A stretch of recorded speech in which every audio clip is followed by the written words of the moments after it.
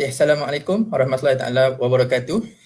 Pada semua pendengar, tuan-tuan dan puan-puan, hari ini kita bersama lagi dalam siri kedua Info Talk Al-Amin Edu Oasis. Okay, jadi kita buat untuk siri yang kedua ni dengan tajuk yang baru, dengan speaker yang baru seperti yang kita wawarkan sebelum ni.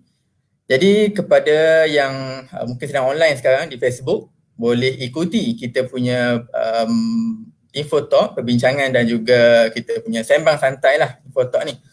Baik, pertama sekali saya ucapkan selamat datang pada yang baru join live dan juga selamat berpuasa hari yang ke-10 dan tentunya kita berada dalam fasa, kita mengakhiri lah fasa pertama puasa kita, puasa Ramadan kita untuk tahun ni. Alhamdulillah. Jadi di sini amat penting lah untuk kita recall balik, kita semak kembali kualiti puasa kita dan salah satunya adalah untuk kita cukup rapat lah dengan tajuk kita pada hari ini, iaitu membina peribadi bermanfaat. Okay? Membina peribadi bermanfaat. Jadi kita nak masuk ke fasa kedua, adakah kita tengok adakah kita sudah bermanfaat untuk diri kita, untuk keluarga kita, untuk masyarakat kita, untuk negara dan juga untuk agama kita kan. Jadi hari ini kita nak semak diri kita nak tengok di mana kedudukan kita, di mana manfaat diri kita. Okay. Ada orang dalam hidup dia kejar hidup dia untuk kegembiraan, ada orang kejar hidup dia untuk harta, duit dan sebagainya. Ada orang kejar hidup dia untuk menjadi manfaat kepada orang lain kan. Jadi dekat situ kita kena tengok diri kita. Adakah kita ni hidup untuk diri kita sendiri ataupun kita ni hidup untuk bermanfaat kepada orang lain. Jadi sedikit saya nak memperkenalkan speaker kita pada hari ini. Merupakan seorang yang sempoi, santai dan juga kecil-kecil kan. Kalau tengok dia mungkin rasa lagi muda daripada saya, tapi walaupun nampak lagi muda daripada saya, sebenarnya sudah ada 3 orang anak kan, sudah saya panggil dengan gelaran kakak lah. Jadi jangan tertipu dengan raut wajahnya. Tanpa membuang masa, saya rasa saya ingin menjemput dan mempersilakan Kak Husni Hanis. Assalamualaikum Kak Husni. Waalaikumsalam. Amboi, sempat Kak Husni sihat? Okey, sihat. Alhamdulillah. Syafiq sihat macam mana? Alhamdulillah sihat. InsyaAllah puasa kita penuh. Pun macam mana? Puasa penuh. Alhamdulillah puasa penuh Kak Husni. Okay, Kak Husni, hari ni kita nak bercakap tentang individu bermanfaat Kak Husni. Macam mana Kak Husni? Nak cerita pasal apa individu bermanfaat ni? Mungkin Kak Husni boleh bagi insight sikit. Okey, sebenarnya tajuk ni dipilih lah kan. Dipilih sebab kita rasa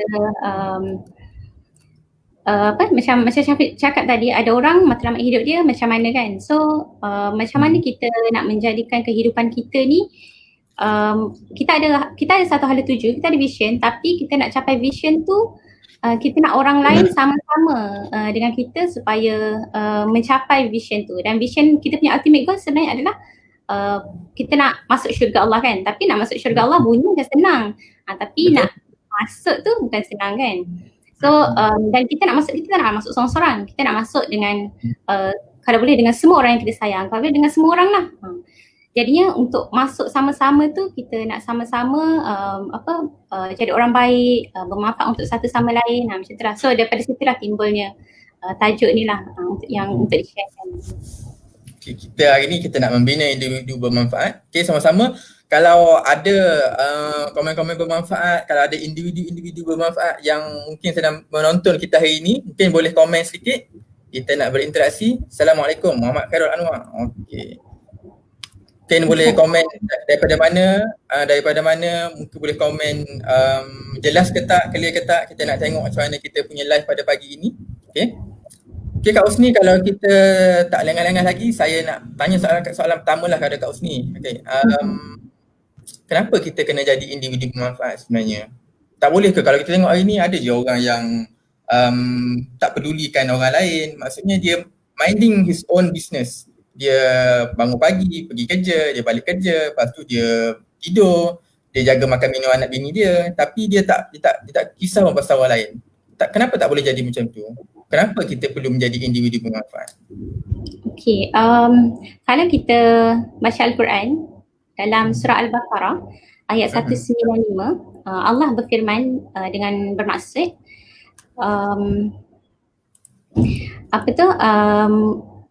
maksudnya dengan apa yang kita ada, Allah dah bagi kita rezeki kan, dengan apa yang kita ada kita sedekahkanlah, dan janganlah kita campakkan diri kita ke dalam kebinasaan, dan kita berbuat baik kerana Allah suka dengan orang yang berbuat baik. Okey, maksudnya daripada yang rangkaian pertama kedua tu, Allah dah kata Allah dah bagi kita rezeki. So bila Allah dah bagi kita rezeki, Allah pemilik rezeki, dah bagi kita rezeki, kita kena beri kepada orang. Sebabnya dekat kita punya setiap rezeki kita ada portion untuk orang lain. So kita kena bagi pada orang. Bagilah ikut kemampuan kita. Dan jangan campakkan diri kita ke dalam kebinasaan. So kalau macam yang Syafiq cakap tadi, kita dah dapat rezeki daripada Allah, lepas tu kita simpan seorang-seorang, kita tak nak share, itu mencampakkan diri kita kepada kebinasaan, sebab Allah tak suka orang yang macam tu kan. Kemudian Allah kata berbuat baiklah, dan Allah suka orang yang berbuat baik. Kita ada post dekat kita punya IG, Instagram, berapa minggu sebelum Ramadan hari tu, saya tanya apa perkara yang yang paling baik yang pernah orang dapat, yang pernah yang IG follower kita dapat, yang orang dah yang dia boleh kongsikan lah. So the nicest thing yang orang beri pada dia yang dia sangat hargai. So ada dua yang kita rasa nak share untuk hari ni. Yang pertama, kawan kita cakap ada orang yang bertanya khabar kepada dia. So bila kita dapat jawapan yang macam tu, kita pun terfikir, oh rupanya hanya bertanya khabar pun dah membuatkan seseorang tu berasa macam happy kan, rasa seronok. So kalau macam contohlah, kalau macam Syafiq masuk dekat office kan, muka monyok, tapi pernah Syafiq masuk muka monyok kat office?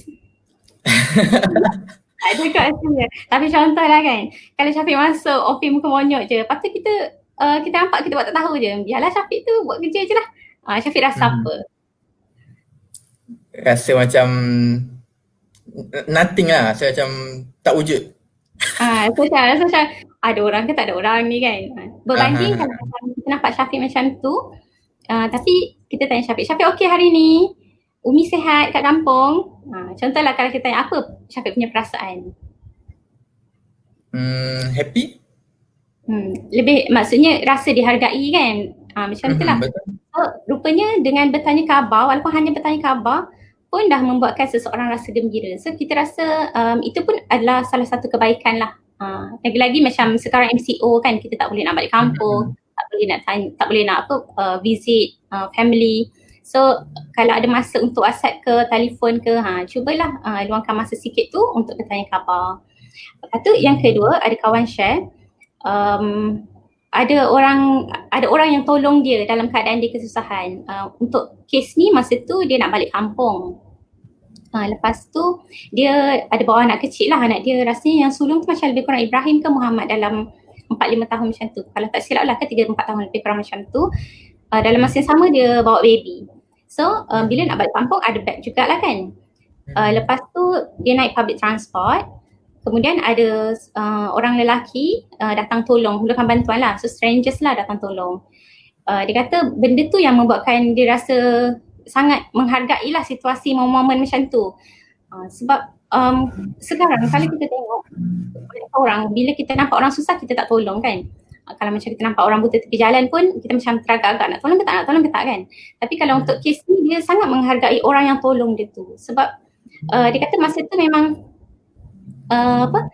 dalam keadaan macam tu dengan pegang anak kecil, pegang beg semua, lepas tu susah lah dia nak bergerak macam tu kan. Bila ada orang tolong meringankan dia punya tu. Dan kita rasa pun sepatutnya kat Malaysia lah, mungkin lah ni kita cakap dalam skop Malaysia lah, perlu banyak lelaki-lelaki yang macam tu untuk membantu orang perempuan tapi dengan fikrah yang betul lah. Maksudnya membantu tu bukannya mengambil kesempatan, patutnya kan ada lelaki yang melindungi dan membantu perempuan-perempuan dengan fikrah yang betul. Tapi ni kita cakap untuk diri sendiri jugalah sebab anak semua lelaki kan. So memikirkan macam mana nak besarkan anak-anak lelaki tu macam tu lah. So itu yang pertama. Kemudian yang kedua, kalau kita baca hadis riwayat Ahmad, semua orang pun rasa dah tahulah pasal hadis ni. Rasulullah sallallahu alaihi wasallam bersabda, sebaik-baik manusia adalah orang yang paling memberi manfaat kepada orang lain.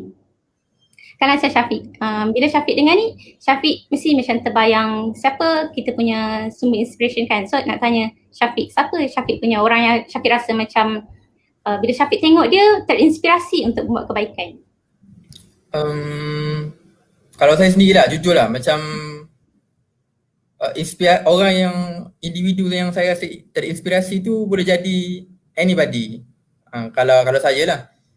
Sebab kadang sebab kita hidup, kita jumpa ramai jenis orang kan. Kadang-kadang saya ingat masa saya zaman dekat kampus dulu, masa tu hidup susah, duit tak banyak, student kan, makan pun kita catur dan sebagainya. Tiba-tiba ada seorang kawan ni, saya tak adalah rapat sangat dengan dia. Tiba-tiba dia bagi saya sebungkus nasi. Saya makanlah, nasi goreng, ada telur mata, lepas tu ada lauk sayur, tengok macam tu lah lebih kurang. Tapi saya dapat saya rasa macam nak menangis. So saya benda tu random je dia buat. Maksudnya dia buat kebaikan tu tak semestinya dia kenal, dia rapat. So saya rasa terinspirasi dengan member tu lah. Betul. Kisah tu berapa tahun lepas? 5, 4 macam tu kot. Tapi still macam dia dah masuk dalam kita punya ingatan jangka panjang kan, sebab kita terharu dengan momen tu kan. Kalau macam sekarang famous contohlah kan macam Ustaz Abid kan. Ustaz Abid memang individu yang kita rasa kat Malaysia memang dia antara individu yang memang sangat memberi inspirasi kepada ramai orang dan pelbagai bangsa pun. Dan Ustaz Abid dia dengan kemampuan dia boleh pergi ke bawah jambatan, kemudian boleh pergi ke penjara untuk menyampaikan manfaat untuk orang-orang kat sana. Lepas tu kalau macam contoh lain, Syed Azmi, kalau macam dia, untuk Syed Azmi dia punya skop lebih kepada kanak-kanak, wanita, keluarga macam tu kan. Kalau macam siapa lagi siapa lagi kalau ada siapalah, maksudnya itu kita memberi manfaat ataupun kita menjadi inspirasi kepada orang yang sekeliling kita mengikut kemampuan kita. Kalau macam Rasulullah sallallahu alaihi wasallam memang individu yang paling banyak menyebarkan kebaikan dan manfaat pada orang. Kalau takkanlah Islam sampai kepada kita hari ini kan. Betul. Dan apa yang Rasulullah buat banyaklah, kita semua tahu, cuma antara yang kita nak share. Yang pertama, Rasulullah dia tak menyakiti hati orang yang menyakiti dia. Ingat lagi dekat kisah Taif, masa Rasulullah berdakwah dekat Taif tu, dah lah orang Mekah tak suka Nabi kan. Lepas tu kemudian Nabi berhijrah ke Taif untuk berdakwah ke sana, kemudian dibaling batu pula sehingga berdarah. Tapi Rasulullah tak adalah ambil balik batu tu dan baling semula kepada mereka kan. Apa yang Nabi buat? Nabi mendoakan. Penduduk Taif. So itu yang kedua, maksudnya tadi pertama tak menyakiti hati orang yang menyakiti baginda. Kemudian baginda membalas kebaikan pula di atas kejahatan orang. Kalau macam kita bacakan sedikit doa semasa Nabi berdakwah kepada penduduk Taif tu, kita nak share sikit lah sebab kita suka dengan doa tu. Sorry. Sebab itulah saya rasa macam Nabi pun kita panggil sebagai rahmatan lil alamin, tu tak Kak Husni? Betul.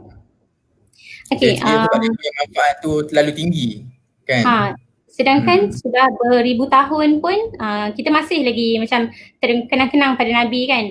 Tak ada manusia dalam dunia yang disambut kelahirannya, hari kelahirannya melainkan Nabi Muhammad sallallahu alaihi wasallam.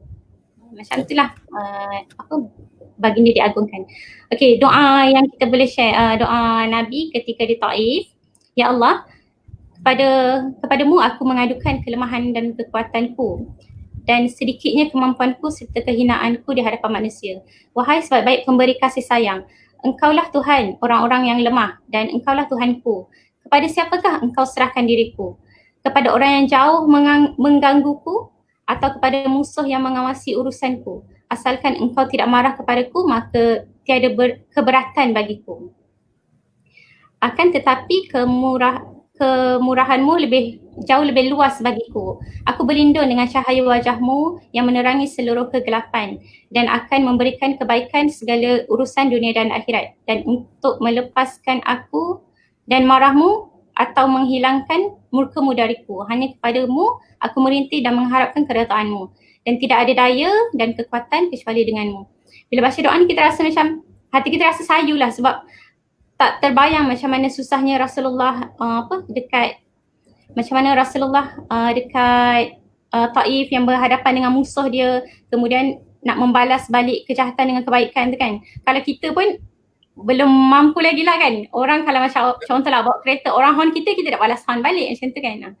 So macam tu lah benda-benda yang kita susah nak ubah tapi kita boleh cuba. Sebab benda ni memang perlukan pelatihan yang berpanjangan.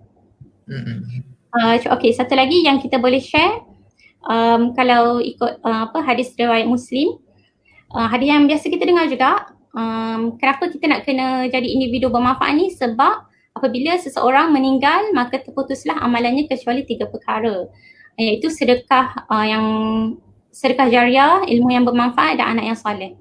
So sebenarnya kalau daripada hadis ni memang Allah dah jelaskan, Allah bagi tahu kita kehidupan ni memang ada 2, satu kat dunia, satu kat akhirat.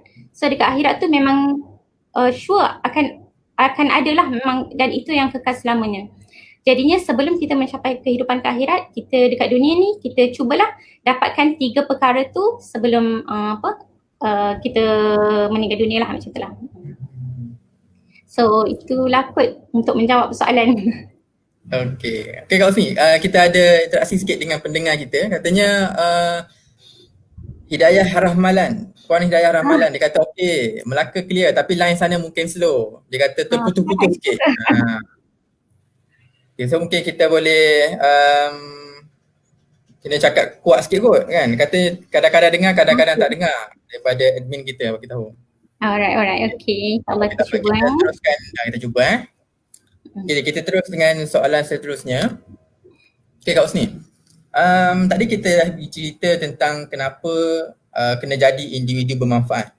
Okay, jadi seterusnya kita nak tanya Kak Husni, apa kelebihan jadi individu bermanfaat? Okay, silakan. Banyak sangat kelebihan dia. Yang kita tahu memang of course lah, kalau kita buat setiap benda kita akan dapat pahala kan, itulah memang tak payah cakap pun semua orang tahu. Tapi yang kita nak share, yang pertama, setiap kebaikan yang kita buat akan disayangi oleh Tuhan dan sekalian alam. Siapa yang tak suka kalau Tuhan sayang kita? Semua orang suka kalau Tuhan sayang kita. Sebabnya orang yang bermanfaat ni adalah orang yang memiliki hati yang bersih. Orang yang memiliki hati yang bersih, yang suka menyebarkan kasih sayang, dan Allah sangat sayang pada orang-orang yang macam ni. Kemudian Allah pun, kalau macam kita baca nama-nama Allah kan, 99 nama Allah, kita akan baca dengan Ar-Rahman, Ar-Rahim. Allah Maha Pemurah, Maha Penyayang. Lepas tu barulah diikuti dengan yang lain. Kita tak baca dengan Allah yang Maha Memaksa, Allah yang Maha Penghina kan. So nama-nama Allah yang tu Allah simpan dekat bawah-bawah sikit lah. So yang pertama Ar-Rahman, Ar-Rahim. Dan kalau kita nak mulakan perbuatan apa-apa pun, kita digalakkan untuk baca Bismillahirrahmanirrahim. Itu menunjukkan bahawa rahmat Allah, kasih sayang Allah melebihi daripada kemurkaannya kan. Jadinya kalau orang yang memberi manfaat ni termasuk dalam golongan yang Allah suka, yang Allah yang memiliki Ar-Rahman Ar-Rahim, siapa yang tak suka. So itulah kelebihannya lah yang pertama. Kemudian yang kedua, hadis riwayat At-Tirmizi yang berbunyi, bertakwalah kepada Allah di manapun engkau berada dan iringilah setiap keburukan dengan kebaikan. Nescaya ia akan menghapuskan keburukan, dan pergaulilah manusia dengan akhlak yang baik. Sebab kita tahu kita punya ultimate goal adalah nak masuk syurga Allah. Tapi kita pun sedar dan kita pun akui yang kita setiap masa berdosa kan. Selagi kita tak membuat dosa besar, insyaAllah kebaikan yang kita buat selepas tu boleh menampung lah, boleh cover balik, tutup-tutup lah sikit-sikit kita punya dosa-dosa kecil, macam tu lah insyaAllah. Dan yang ketiga, hadis riwayat Muslim, barang siapa yang memudahkan kesulitan seorang mukmin daripada pelbagai kesulitan dunia, Allah akan memudahkan baginya kesulitan pada hari kiamat. Dan barang siapa yang memudahkan orang yang sedang dalam kesulitan, nescaya Allah akan memudahkan baginya di dunia dan di akhirat.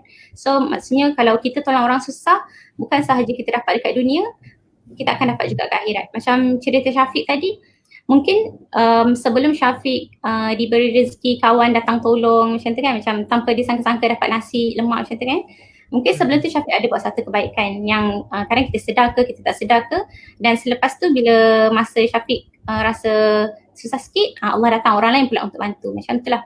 So sebenarnya kehidupan kita saling memerlukan antara satu sama lain. Kita tak boleh kata kita hidup seorang-seorang, tu memang taklah kan.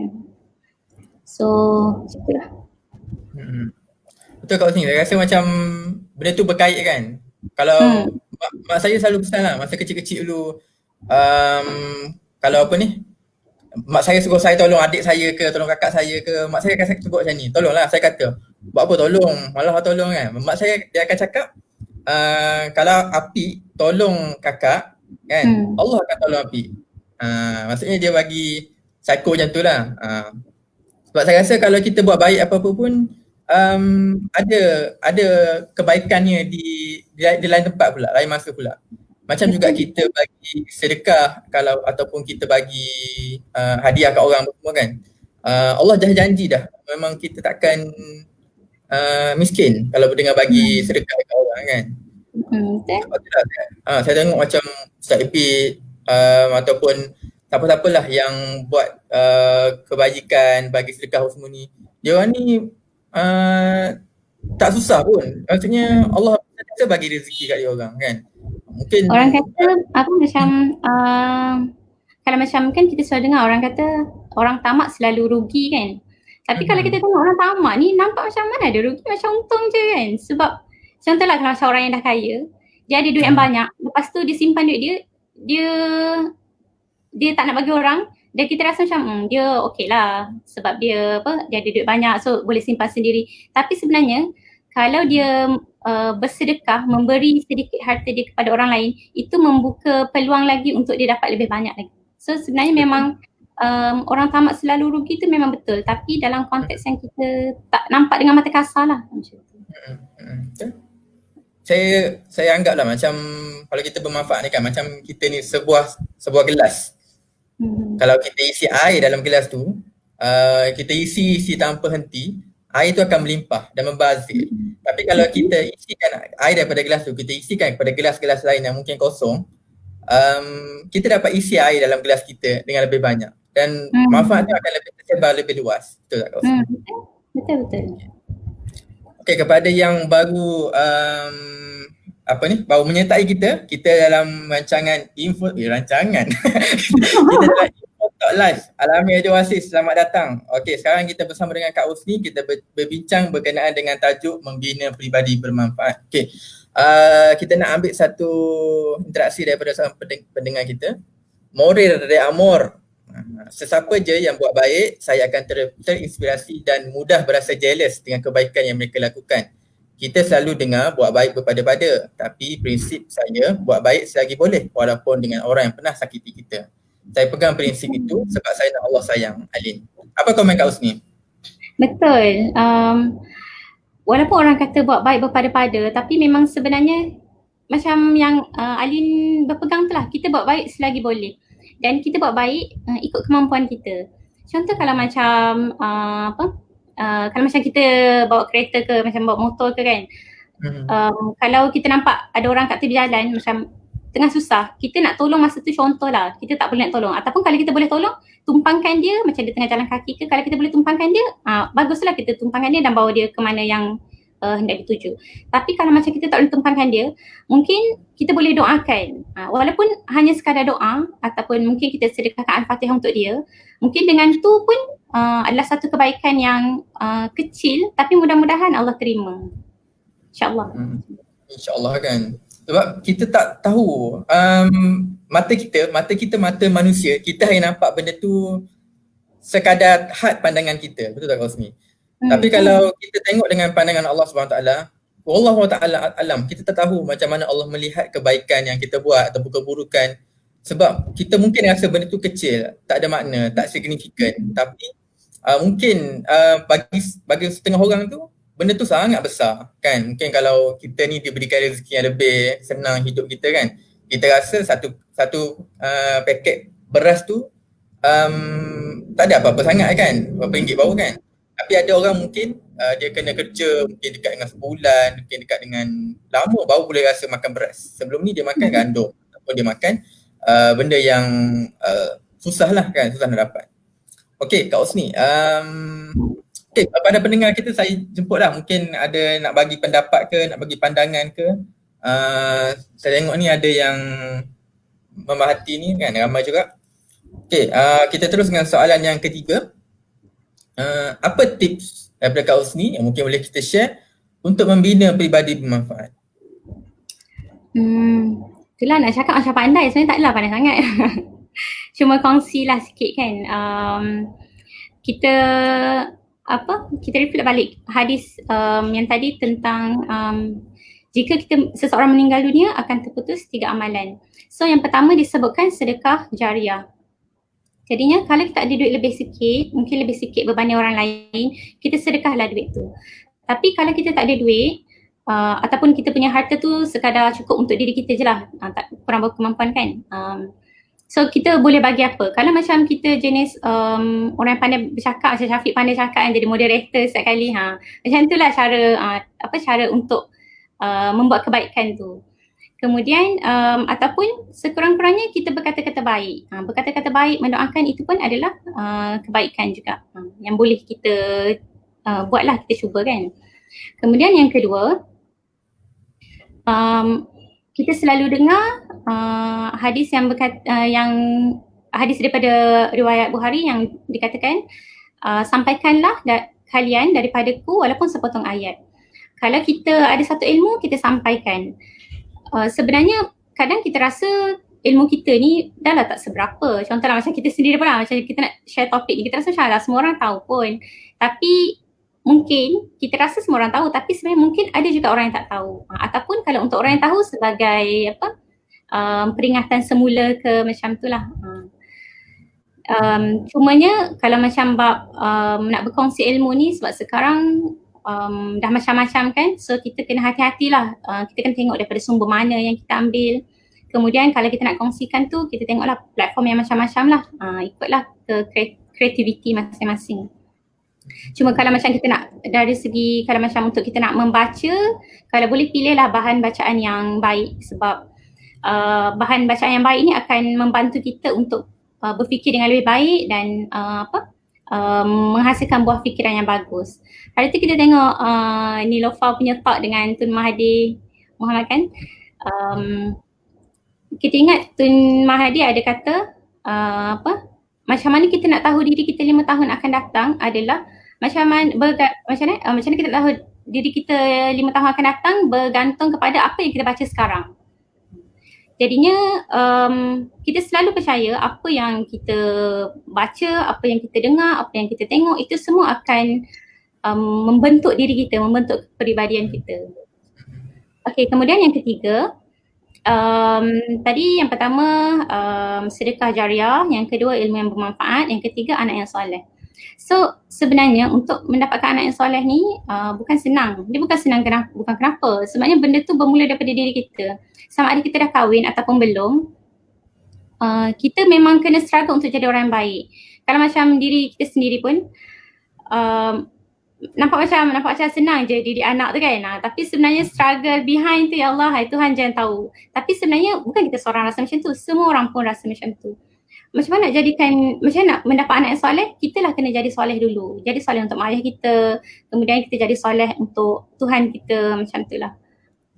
Okey, dan untuk mendapatkan anak yang soleh, untuk mendapatkan doa anak yang soleh ni, kita kena bagi anak-anak didikan yang baik. kemudian kumpulkan dia dekat environment yang baik, sentiasa memberi nasihat-nasihat yang baik. Yang penting tunjukkan kebaikan tu depan mata dia orang supaya dia orang nampak. Kalau macam contoh, kalau macam sebelum ni kalau kita boleh pergi ke bazar ke, kan kita nampak ada orang minta sedekah, kita minta anak kita sendiri yang bagi sebab kita nak tunjukkan kat dia, kita nak ajar kat dia bersedekah lah. Maksudnya dengan tu nanti dia bila dah besar dia pun akan ingat apa yang mak ayah dia dah buat, kan. Macam tu. Okey, yang seterusnya 4 asas dalam kehidupan. Yang pertama ucapkan salam, yang kedua simpulkan senyuman, yang ketiga merisik khabar, dan yang keempat menghulurkan bantuan. Basically sama juga dengan apa yang kita dah sebutkan sebelum ni. Kalau ucapkan salam, kalau kita berjalan dekat luar, kita dengan strangers yang kita tak kenal, mungkin kita boleh bagi salam, ataupun paling-paling pun hulurkanlah senyuman, kan. Janganlah macam nampak jeling macam tu, kan. Sebab kita semua saudara se-Islam, ataupun even bukan non-Muslim pun kita masih boleh memberi senyuman, memberi ucap-ucap yang baik, kan, selamat pagi ke, macam tu lah. Dan merisik khabar, kalau macam contoh lah dengan mak ayah dekat kampung, ataupun kalau macam dengan kawan-kawan kita yang dah lama, kalau kita rasa kita teringat kat dia saja, contact dia, message, tanya khabar, tak salah pun benda tu, kan. Kemudian kalau macam kita rasa kawan kita tengah susah hati ke, kalau kita boleh bagi bantuan dari segi fizikal, kita cubalah. Kalau kita tak mampu, kita cuba apa yang kita mampu. Mungkin kalau macam kita rasa kita tak mampu nak bagi duit, kita bagi dia support, kita dengar, jadi pendengar yang baik untuk dia. Ataupun kalau dia tengah ada masalah, kita tak boleh nak tolong dah ni, tapi kita cari jalan penyelesaian untuk dia. Ataupun cuba memberi nasihat-nasihat yang baik, macam tu lah. Dan yang kelima, manfaatkan persekitaran kita. So kalau nak kata persekitaran ni sekarang tengah Ramadan, kan, macam-macam yang kita boleh buat, tapi kita nak share macam kalau tak silap kita tahun 2015 ke 2016 pernah ada satu dokumentari yang bertajuk Khawatir. Kita suka sangat tengok cerita ni tau, Syafiq. Yang hostkan ni Syekh Ahmad Suhairi. Okay. Dia macam-macam lah, dia dokumentari yang bersiri. Kalau nak tengok, rasanya sekarang dekat YouTube pun ada juga. Ada yang ada subtitle bahasa Melayu, bahasa Inggeris, rasanya bahasa Indonesia pun ada juga. Kalau orang yang faham bahasa Arab lagi bagus lah boleh tengok ni sebab dia memang cakap bahasa Arab. So dokumentari ni dia memang sangat membuka minda dan mata kita. Bila kita tengok tu kita rasa terinspirasi dengan apa yang dia buat. Macam tu lah. Dan lain-lain, kita nak share doa-doa yang kita boleh amalkan. Kita suka baca doa selepas wuduk, kan. Lepas wuduk kita selalu baca Allahumma ja'alni minat tawabin wa ja'alni minal mutatahhirin wa ja'alni min ibadikas salihin. Makna dia sangat sangat baguslah kalau kita amalkan, sebabnya kita minta kepada Allah supaya kita menjadi orang yang bertaubat. Kemudian kita minta dengan Allah supaya kita menjadi orang yang menjaga kebersihan, sebab Islam tu sukakan kebersihan. So kita doa supaya kita jadi orang yang menjaga kebersihan. Dan kita harap mudah-mudahan Allah jadikan kita, himpunkan kita dalam golongan yang soleh. Itu doa yang pertama. Doa yang kedua, doa membaca Al-Quran. Lepas kita baca Al-Quran tu, kan, kalau kita baca, maksud dia, ya Allah, ingatkanlah kami apa yang kami lupa. Ajarkan tentang isi Al-Quran yang kita tak tahu. So, Al-Quran ni mukjizat, kan. Al-Quran ni lah yang akan memberi manfaat pada kita di akhirat kelak, memberi syafaat pada kita, kan. Jadinya tambah lagi ni bulan Ramadan, kalau boleh manfaatkanlah seluruh masa kita seboleh-bolehnya, sebanyak-banyaknya untuk membaca Al-Quran. Kalau kita tahun sebelum ni kita tak sempat nak khatam Al-Quran, tahun ni kita cuba khatam Al-Quran. Dan juga macam mana kita nak tahu masa kita ni diberkati, kalau kita sempat kalau kita sempat tengok Instagram, kalau kita sempat tengok Facebook dan sebagainya, tengok TV ke apa, tapi kita tak membaca, tak spend masa kita untuk baca Al-Quran, kita nilailah sendiri masa kita tu sama dia diberkati ataupun tak. Tapi kalau walaupun kita macam kadang kita penat, kan, kita perlukan hiburan juga, kan. So kita nak dengar muzik ke, kita nak tengok TV ke, kita nak buka social media ke apa semua. Yang penting kita cari juga masa, dan kalau boleh masa yang kita spend dengan Al-Quran, especially dalam bulan Ramadan, lebih banyak daripada masa yang kita luangkan untuk benda-benda lain. Sebab setiap satu huruf yang kita baca dalam Al-Quran tu, pahalanya macam mana tambah lagi dengan bulan Ramadan lagilah berganda-ganda pahala. Dan Syafiq, satu lagi kita nak share, kalau boleh amalkan baca doa antara dua sujud. Doa ni pun sangat bagus. Rabbi fili, ya Allah ya Tuhanku, ampunilah aku, warhamni, sayangilah aku, wajiburni, tutuplah aibku, warfa'ni, angkatlah darjatku, warzukni, berilah rezeki kepadaku, wahdini, berilah petunjuk kepadaku, wa'afini, sihatkanlah aku, wa'fu anni, maafkanlah aku. Doa ni memang jelas satu-satu kita minta dengan Allah kan. Kalau boleh, kalau sempat kita baca sebelum buka puasa ke kan, kita cubalah amalkan. Walaupun kita dah baca dah dalam solat, tapi tak salah kalau kita baca lagi walaupun selepas solat. Itulah quote sikit sebanyak yang kita boleh kongsikan. Saya tertarik lah macam Kak Osni cakap tadi, apa yang kita baca hari ni, apa yang kita dengar hari ni, apa yang kita tengok hari ni akan membentuk diri kita 5 tahun akan datang kan. Saya rasa macam sangat-sangat betul sebab hidup kita ni ada input, ada proses, ada output. Betul tak? Jadi bila kita hari ni apa yang kita input dalam diri kita, doktor selalu sebut what you eat, you are what you eat kan. Ya, betul. Jadi kita tukar sikit, you are what you read. Betul tak? Apa yang kita baca adalah akan mencerminkan diri kita. Apa yang kita tonton, apa yang kita lihat, apa yang kita dengar akan mencerminkan diri kita. Saya nak sentuh satu isu lah Kak Osni. Hari ni kita bercerita tentang macam mana nak jadi individu ataupun orang yang bermanfaat. Tapi hari ni saya tengok kalau kita tengok kan, individu bermanfaat dengan tidak bermanfaat, orang yang tak bermanfaat ni mungkin individu ni dia tak buat apa-apa. Dia macam saya cerita tadi, dia minding his own business kan. Dia kerja, balik kerja, buat rutin dia tak kisah pasal orang lain. Tapi yang saya tengok hari ni, dunia kita hari ni adalah orang bukan saja dia tak bermanfaat, dia menjahanamkan lagi orang lain. Terutama sekali bila kita dalam social media lah kan, kita dalam ruang yang tak ada batas ni,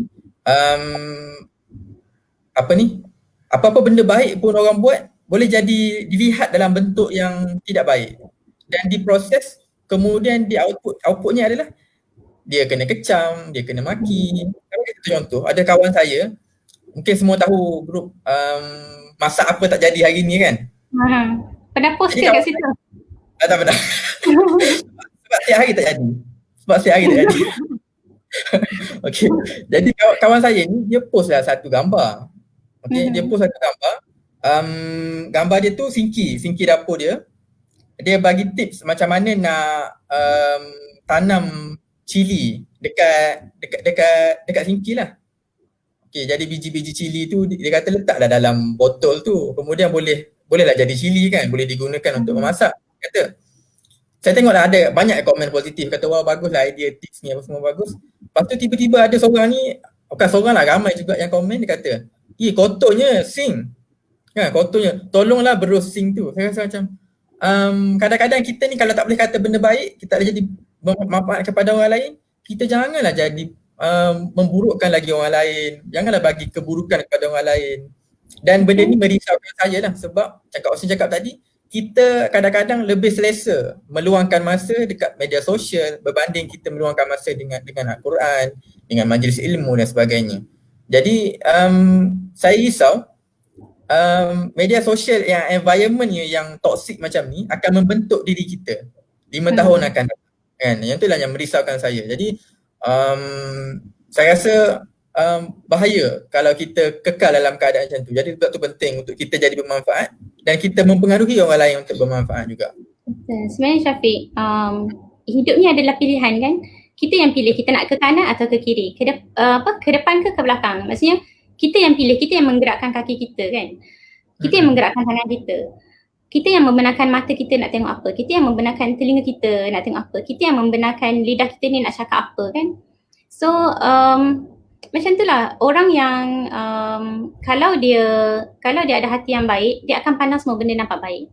Kalau sebaliknya, maka sebaliknya lah. Cuma kita kalau macam untuk media sosial, memang kita tak boleh nak kontrol orang cakap apa kan. Jadinya kalau kita boleh seboleh-bolehnya kita cuba kontrol diri kita, mula-mula sekali kita yang kena kontrol diri kita daripada memperkatakan benda yang tak baik. Maksudnya kalau kita nampak ada orang kan macam-macam kan, orang buat viral lah, TikTok lah, apa benda yang elok-elok lah, yang tak elok lah kan. So kalau yang tak elok tu, kalau kita rasa kita tak perlu cakap, kalau kita cakap benda tu tak mendatangkan manfaat, kita tak payah cakap, kita diam, kita tutup dan kita tinggalkan benda tu. Tapi kalau kita rasa benda tu bermanfaat, barulah kita boleh sebarkan. Tapi itulah, memang semua tu bergantung pada hati sendirilah kan. Kita yang pilih kehidupan kita ni nak macam mana, kanan ke kiri, syurga ke neraka, atas pilihan sendiri. Okey Kak Husni, kita dah sampai di penghujung saya kira. Kak Husni boleh simpulkan sepatah dua kata? Cuma tak ada apalah pun, yang paling-paling pun yang semua orang dah tahu juga, ingat 5 perkara sebelum 5 perkara. So sihat sebelum sakit. So bila kita sihat, waktu kita sihat ni lah yang kita boleh banyak memberi manfaat, berbanding kalau kita dah sakit, kita dah terlantar ke atas katil ke apa, kita punya daya kekuatan dah kurang kan. So sementara kita sihat, kita cubalah jadi individu bermanfaat. Yang kedua, lapang sebelum sempit. Sementara kita ada harta, kita berilah, kita sedekahlah kepada orang yang kurang berkemampuan, sebelum benda tu ditarik nikmat oleh Allah. Kemudian yang ketiga, muda sebelum tua. Sementara kita masih muda, kita masih ada tenaga, kita buatlah segala kebaikan. Sebabnya berbanding dengan kalau kita dah lanjut usia baru kita nak buat, kita punya peluang tu macam lagi tipis lah. Sedangkan masa kita umur muda-muda, kita ada peluang yang banyak. Kalau kita buat kebaikan daripada muda sehingga kita tua, kalau panjang umur, maksudnya kebaikan tu akan, pahala tu akan sentiasa masuk dalam tabung kita kan. Berbanding kalau macam dah lambat-lambat baru kita nak buat. Lepas tu apa lagi Syafiq? 5 perkara sebelum muda sebelum tua, sihat sebelum sakit, kaya sebelum miskin, apa lagi minta maaf lah kita pun lupa juga. Saya hidup sebelum mati Kak Husni. Hidup sebelum mati. Tapi sebelum hidup sebelum mati, oh ya dah sebelum 4 tadi. Okeylah. Hidup sebelum mati. Tentulah, so itu kita punya ultimate goal, kita memang nak masuk syurga. Dan nak masuk syurga ni bunyi senang, nak buat susah. So kita cuba buat satu perkara kalau seikhlasnya lah. Tak ada siapa yang boleh menilai keikhlasan kita melainkan Allah. Jadinya kalau boleh selalu tanamkan dalam diri supaya hari ni bangun pagi, apa kebaikan yang saya nak buat, sebelum tidur apa kebaikan yang saya nak buat, macam itulah, insyaAllah. Okay Kak Husni, jadi bila kesimpulan daripada saya pula untuk perbincangan pada pagi ini, mungkin bila kita cakap pasal bermanfaat ni, saya tertarik nak sentuh manfaat yang boleh diberikan oleh seorang individu yang kita kenal daripada kita kecil lagi, iaitu manfaat seorang guru. Saya tahulah kita punya followers terutama dalam kalangan guru, since Al-Amin Eduasis kita banyak menyediakan kursus-kursus untuk guru. Jadi kepada semua guru yang mungkin berada kat rumah, kita sedar guru banyak memberi manfaat kepada bangsa, kepada anak murid, kepada kita semua. Jadi saya nak menjemputlah semua guru-guru untuk menyertai kita buat kursus insyaAllah pada bermula minggu depan, kursus secara online. Kalau boleh saksikan di skrin kita pada kali ini. Okay, kursus Google Sheet siri 1, Cempedak di Luar Pagar bersama dengan Cikgu Aizuddin. Pada sesiapa yang nak menyertai kursus ni, boleh klik di link yang berada di Facebook kita dan boleh sertai. Masih lagi ada kekosongan. Seterusnya satu lagi kursus yang saya nak share adalah satu lagi kursus yang saya nak share adalah kursus Lumen. Kursus Lumen hasilkan video dalam video PDPC anda dalam masa 5 minit bersama dengan Cikgu Arash daripada Sekolah Menengah Islam Al-Amin Gombak. Dan yang ni saya rasa dah penuh, rasa tak sure, mungkin boleh isi dekat link korang, saya rasa dah penuh. Dan yang ketiga adalah